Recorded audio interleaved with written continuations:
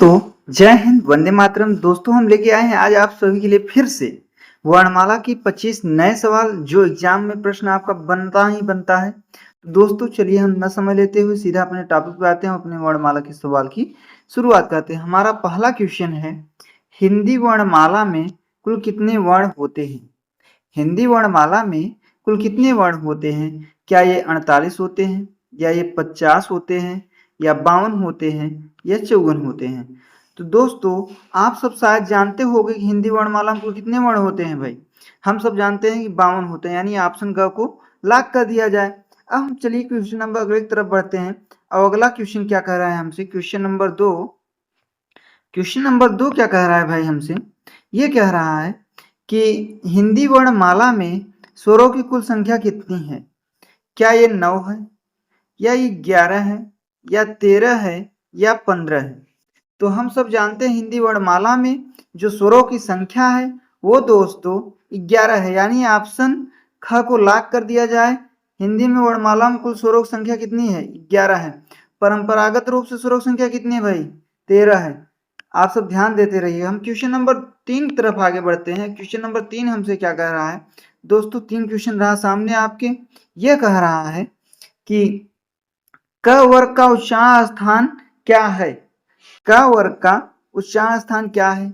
क्या ये तालु है, या ये मूर्धा है, या ये कंठ है, या ये दंत है? तो क वर्ग का उच्चारण स्थान जो है दोस्तों, हम सब जानते हैं ये सब क्या है? कंठ है, यानी ऑप्शन ग को लॉक कर दिया जाए। कंठ में क्या आएगा? क ख ग घ अंग। तालु में क्या आएगा? च छ ज झ ञ। और मूर्धा में क्या आ जाए? आप बताइए भाई। ट ठ ड ढ़ अ। और दंत में क्या है? त थ द ध न। अब क्वेश्चन नंबर हम सब अगले की तरफ बढ़ते हैं। अगला क्वेश्चन हमसे क्या कह रहा है? क्वेश्चन नंबर भाई 4, प वर्ग का उच्चारण स्थान क्या है? प वर्ग का उच्चारण स्थान क्या है? क्या इनका उच्चारण स्थान ओठ से है, या फिर दंत से है, या फिर तालु से है, या फिर कंठ से है? तो हम सब जानते हैं जो प वर्ग का उच्चारण स्थान है वो है दोस्तों किससे भाई? ओठ से। ओठ में क्या क्या आएगा? प फ ब भ म। यानी ये किस में चले जाएंगे? हम ऑप्शन सी ए में चले जाएंगे, यानी क में चले जाएंगे। अब क्वेश्चन नंबर अगले की तरफ बढ़ते हैं। अगला क्वेश्चन नंबर है 5 भाई। क्वेश्चन नंबर 5 हमसे क्या कह रहा है? ये कह रहा है कि भाषा की सबसे छोटी इकाई कौन सी है? क्या कहा दोस्तों? भाषा की सबसे छोटी इकाई कौन सी है भाई? यही आपको बताना है। क्या ये शब्द है, या ये व्यंजन है, या स्वर है, या वर्ण, या ध्वनि? तो हम सब जानते हैं भाषा की सबसे छोटी इकाई होती है वो वर्ण होती है, यानी ऑप्शन घ को लॉक कर दिया जाए। अब हम क्वेश्चन नंबर अगले की तरफ बढ़ते हैं। अगला क्वेश्चन हमसे कह रहा है क्वेश्चन नंबर भाई 6। यह क्या कह रहा है कि हिंदी वर्णमाला में अयोगवा वर्ण कौन से हैं? क्या ये अ और आ अयोगवा है? क्या अ और आ अयोगवा है, या फिर ई और ई अयोगवा है, या फिर अंग और अहा अयोगवा है, या फिर उ और उ अयोगवा है? तो हम सब जानते हैं कि दोस्तों जो अंग और अहा होता है वो क्या होता है? अयोगवा होता है, यानी ऑप्शन ग को लॉक कर दिया जाए। अब क्वेश्चन नंबर 7 तरफ हम सब आगे बढ़ते हैं। क्वेश्चन नंबर 7 हमसे क्या कह रहा है? ये कह रहा है दोस्तों, छह वर्ण का किसकी योग से बना है? जो छह वर्ण है किन शब्दों की योग से बना है दोस्तों? क्या ये क और श से बना है, या क और श से बना है, या क और च से बना है, कि क और छ से बना है? तो हम सब जानते हैं दोस्तों जो हमारा छ है क और पेट फारसा यानी मूर्धन्य स से मिलकर बना है। ये बात ध्यान रखना है आपको, क्वेश्चन बनता है एग्जाम में भाई। तो दोस्तों हम सब अगले की तरफ बढ़ते हैं। अब क्वेश्चन नंबर 8 क्या हमसे कह रहा है? क्वेश्चन नंबर 8 कह रहा है, इनमें से कौन सा वर्ण तालव्य है? इनमें से कौन सा वर्ण तालव्य है? क्या ये क है, या च है, या ट है, या त है? तालव्य बताना है आपको। तालव्य किसमें आता है? दूसरे नंबर पे, यानी च छ ज झ ये, यानी ऑप्शन ख को लॉक कर दिया। आप क्वेश्चन नंबर अगले की तरफ बढ़ते हैं। अगला क्वेश्चन है क्वेश्चन नंबर 9। ये क्या कह रहा है हमसे भाई कि ए ऐ वर्ण क्या कहलाते हैं? ए और ऐ जो वर्ण है वो क्या कहलाते हैं? क्या ये नासिक कहलाते हैं, या मूर्धन्य कहलाते हैं, या ओष्ठ कहलाते हैं, या कंठ तालव्य कहलाते हैं? क्या कहलाते हैं? कंठ तालव्य कहलाते हैं। तो हम सब जानते हैं दोस्तों जो हमारा ए और ऐ वर्ण है ये सब क्या कहलाते हैं भाई? कंठ तालब यानी ऑप्शन घ को लॉक कर दिया। नासिक में क्या क्या आता है भाई? इसमें आता है अंग, ईय, आड़, न और म, यानी ऑप्शन को लॉक कर दिया जाए भाई। अब हम क्वेश्चन नंबर अगले की तरफ बढ़ते हैं। अगला क्वेश्चन है क्वेश्चन नंबर 10। ये रहा आपके सामने। ये क्या कह रहा है आपसे? हिंदी वर्णमाला में व्यंजनों की संख्या कितनी है? क्या ये 32 है, या 33 है, या 34 है, या 35 है? हिंदी वर्णमाला में व्यंजनों की संख्या कितनी है भाई? 33 है, यानी ऑप्शन ख को लॉक कर दिया जाए। हिंदी वर्णमाला में व्यंजनों की संख्या कितनी है भाई? 33 है। अब हम क्वेश्चन नंबर अगले की तरफ बढ़ेंगे। अगला क्वेश्चन हमसे क्या कर रहा है? Question number 11। ये कह रहा है भाई स ख श ह कौन से व्यंजन कहलाते हैं? आपको यही बताना है कि स ख श ह कौन से व्यंजन कहलाते हैं भाई? क्या ये प्रकंपी व्यंजन है? कौन से व्यंजन? प्रकंपी व्यंजन, या स्पर्शी व्यंजन है, या संघर्षी व्यंजन है, या फिर स्पर्श संघर्षी व्यंजन है? यही आपको बताना है भाई। तो क्वेश्चन नंबर जो 11 है ये संघर्षी बोलिए इसे आप, या उष्म व्यंजन बोलिए, यानी जो उष्मा पैदा करते हो, यानी कैसा व्यंजन है? संघर्षी बोलिए या उष्म व्यंजन बोलिए। हम सब ऑप्शन ग के साथ चले जाएंगे और ग को लॉक कर दें। क्वेश्चन नंबर अगला है 12 नंबर क्वेश्चन। 12 नंबर क्वेश्चन आप सभी से क्या कह रहा है कि वर्णमाला में स्पर्श व्यंजनों की संख्या कितनी है? भाई आप सब चुपचाप ना देखते रहे, जितने क्वेश्चन आ रहे हैं आप उसका कमेंट बॉक्स करते रहे, सर 12 का ये सही है, 12 का ये सही है, फिर हम आपको रिप्लाई जरूर देंगे। भाई आप सब कमेंट करिए यार दोस्तों, ऐसे काम कहाँ बनने वाला है। तो दोस्तों आपको बताना है क्या स्पर्श व्यंजनों की संख्या 25 है, या 30 है, या फिर 20 है, या फिर 35 है?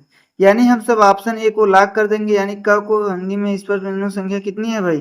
25 है। कहाँ से कहाँ तक होता है स्पर्श व्यंजन? क से लेकर कहाँ तक भाई? म तक। क से लेकर म तक जो हमारा वो क्या है? स्पर्श व्यंजन है। अब हम क्वेश्चन नंबर अगले की तरफ बढ़ते हैं। अगला क्वेश्चन है क्वेश्चन नंबर 13। ये क्या कह रहा है हमसे कि त वर्ग का उच्चारण स्थान क्या है? त वर्ग का उच्चारण स्थान क्या है? क्या ये कंठ है, या ये तालु है, या ये दंत है, या ये ओष्ठ है? ये तक बताना है। तो त थ द ध क्या होता है? न, यानी कंठ, तालव्य, मूर्धन्य, दंत। दंत हम किस में चले जाएंगे? ऑप्शन ग में, यानी ऑप्शन ग को लॉक कर दिया। क्या हो जाएगा भाई? दंत हो जाएगा, यानी 13 क्या हो जाएगा? ग हो जाएगा। अब क्वेश्चन नंबर अगले की तरफ बढ़ते हैं। हम अगला का क्वेश्चन क्या कर रहा है हमसे कि क्वेश्चन नंबर 14। हिंदी में मूलतः वर्णों की संख्या कितनी मानी गई है? हिंदी में मूलतः वर्णों की संख्या कितनी मानी गई है? क्या ये 50 है, क्या ये 51 है, या ये 52 है, या 53 है? तो आपको बताना हिंदी में मूलतः वर्णों की संख्या कितनी मानी गई है भाई। आपको यही क्या करना है? बताना है। तो यानी हम ऑप्शन ग को लॉक कर देंगे। हिंदी में मूलतः वर्णों की संख्या अगर पूछता है आपसे क्या हो जाएगा? 52 हो जाएगा। क्वेश्चन नंबर हम सब अगले की तरफ बढ़ते हैं। अगला क्वेश्चन है क्या हमारा? 15 नंबर क्वेश्चन। ये क्या कह रहा है भाई? इनमें से कौन सा स्वर दीर्घ स्वर नहीं है? क्या वो बड़ा आ है जो दीर्घ नहीं है, या बड़ी ई है, या छोटा ऊ है, या अ है? तो हम सब जानते हैं जो दीर्घ नहीं है भाई वो ऊ है, यानी ऑप्शन ग को लॉक कर दिया जाए। अब हम सब क्वेश्चन नंबर अगले की तरफ बढ़ते हैं। अगला क्वेश्चन हमसे क्या कर रहा है? Question number 16। ये बोल रहा है भाई कि त्र वर्ग किन दो वर्णों के मेल से बना है? त्र वर्ण किन दो वर्णों के मेल से बना है? क्या ये त प्लस र से बना है, या त प्लस र से बना है, या त प्लस र से बना है, या त प्लस र? हमें ध्यान ये देना है भाई जो त रहेगा उसमें हलंत होना चाहिए, और बाकी तीनों में हलंत है, इसमें हलंत है, तो इसीलिए हम किसको लॉक कर देंगे भाई? ऑप्शन ग को, यानी ऑप्शन ग को लॉक कर दिया जाए भाई। अब क्वेश्चन नंबर अगले की तरफ बढ़ते हैं। अगला क्वेश्चन है हमारा क्वेश्चन नंबर 17। ये क्या कह रहा है हमसे? ये कह रहा है हिंदी वर्णमाला में अंतःस्थ व्यंजन कौन से हैं? क्या ये श ख श है, या फिर य र ल व है, या फिर क ख ग घ है, या फिर च छ ज झ है? यही आपको बताना है। तो हम सब जानते हैं हिंदी वर्णमाला में अंतःस्थ व्यंजनों की संख्या कितनी है भाई? 4 है। वो कौन कौन से हैं? य र ल व, यानी ऑप्शन ख को लॉक कर दिया। क्वेश्चन नंबर अगले की तरफ बढ़ते हैं। अगला क्वेश्चन है क्वेश्चन नंबर 17। ये आप सभी से क्या कह रहा है भाई? ये कह रहा है कि अघोष वर्ण कौन सा है? अघोष वर्ण कौन सा है? क्या ये क है, या ये ग है, या ये घ है, या ये ज है?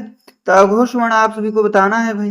तो हम सब जानते हैं जो अघोष वर्ण होता है वो आगे का एक, दो और तीन, ये सब क्या है? अघोष है। और बाकी पीछे के जैसे 4 हो गया और 5 हो गया, क्या हो गया? 5, ये सब क्या है? सघोष है। अब इसमें मिलाइए आप कौन कौन तीसरे पे हैं। ये पहले पे का, ये ग तीसरे पे, ये भी पहले पे, यानी च 6 है, फिर ज है तीसरे पे, यानी घ को लाग कर दिया जाए, यानी ऑप्शन ग। ग में कौन सही है भाई? घ नंबर सही है। अब हम सब क्वेश्चन नंबर अगले की तरफ बढ़ते हैं। अरे भाई कौन सा है? गलत हो रहा है दोस्तों। पहला हो जाएगा एक, क्या हो जाएगा? पहला हो जाएगा भाई। बहुत बड़ी मिस्टेक हो गई, यानी ऑप्शन हम इसमें से कौन सा सही होगा भाई? क सही होगा। कौन सही होगा? क सही होगा। क को लॉक कर दिया जाए। अब चलिए हम क्वेश्चन नंबर अगले की तरफ बढ़ते हैं। अगला क्वेश्चन हमसे क्या कह रहा है? ध्यान नहीं दिए थोड़ा ना, वो अघोष वर्ण कौन सा है बोला है। हिंदी की स ध्वनि है, क्या ये मूर्धन्य है, या ये तालव्य है, या ये दंत है, या ये फिर ओष्ठ है? इसी में बताना है आपको। हिंदी स ध्वनि है, क्या है ये?